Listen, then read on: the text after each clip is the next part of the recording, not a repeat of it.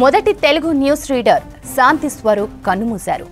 మలక్పేట యశోద హాస్పిటల్లో చికిత్స పొందుతూ ఆయన మృతి చెందారు. గుండెపోటు రావడంతో 2 రోజుల కిందట ఆయన హాస్పిటల్లో చేరారు. తెలుగు దూరదర్శన్ పేరు చెప్పగానే అందరికీ శాంతి స్వరూప్ గుర్తుకు వచ్చేవారు. 1983 నవంబర్ 14న ఆయన దూరదర్శన్లో వార్తలు చదవడం ప్రారంభించారు. 2011లో పదవీ విరమణ చేశారు. తెలుగు దూరదర్శన్లో మొట్టమొదటి యాంకర్, న్యూస్ రీడర్ శాంతి స్వరూపే. 1983 నవంబర్ 14న తెలుగులో డీడీ న్యూస్ ప్రారంభమయ్యాయి.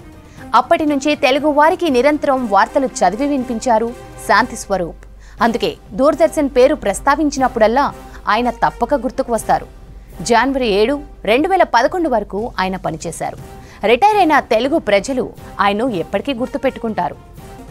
మొదటి తెలుగు న్యూస్ రీడర్ శాంతి స్వరూప్ కన్నుమూశారు. మలక్పేట యశోద హాస్పిటల్లో చికిత్స పొందుతూ ఆయన మృతి చెందారు. గుండెపోటు రావడంతో 2 రోజుల కిందట ఆయన హాస్పిటల్లో చేరారు. తెలుగు దూరదర్శన్ పేరు చెప్పగానే అందరికీ శాంతి స్వరూప్ గుర్తుకు వచ్చేవారు. 1983 నవంబర్ 14న ఆయన దూరదర్శన్లో వార్తలు చదవడం ప్రారంభించారు. 2011లో పదవి విరమణ చేశారు.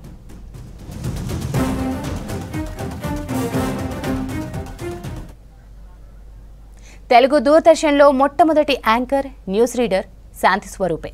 1983 నవంబర్ 14న తెలుగులో డీడీ న్యూస్ ప్రారంభమయ్యాయి. అప్పటి నుంచి తెలుగు వారికి నిరంతరం వార్తలు చదివి వినిపించారు శాంతి స్వరూప్. అందుకే దూరదర్శన్ పేరు ప్రస్తావించినప్పుడల్లా ఆయన తప్పక గుర్తుకు వస్తారు. జనవరి 7, 2011 వరకు ఆయన పనిచేశారు. రిటైర్ అయిన తెలుగు ప్రజలు ఆయన్ని ఎప్పటికీ గుర్తుపెట్టుకున్నారు. మొదటి తెలుగు న్యూస్ రీడర్ శాంతి స్వరూప్ కన్నుమూశారు. మలక్పేట యశోద హాస్పిటల్లో చికిత్స పొందుతూ ఆయన మృతి చెందారు. గుండెపోటు రావడంతో 2 రోజుల కిందట ఆయన హాస్పిటల్లో చేరారు. తెలుగు దూరదర్శన్ పేరు చెప్పగానే అందరికీ శాంతి స్వరూప్ గుర్తుకు వచ్చేవారు. 1983 నవంబర్ 14న ఆయన దూరదర్శన్లో వార్తలు చదవడం ప్రారంభించారు. 2011లో పదవీ విరమణ చేశారు. తెలుగు దూరదర్శన్లో మొట్టమొదటి యాంకర్, న్యూస్ రీడర్ శాంతి స్వరూపే. 1983 నవంబర్ 14న తెలుగులో డీడీ న్యూస్ ప్రారంభమయ్యాయి.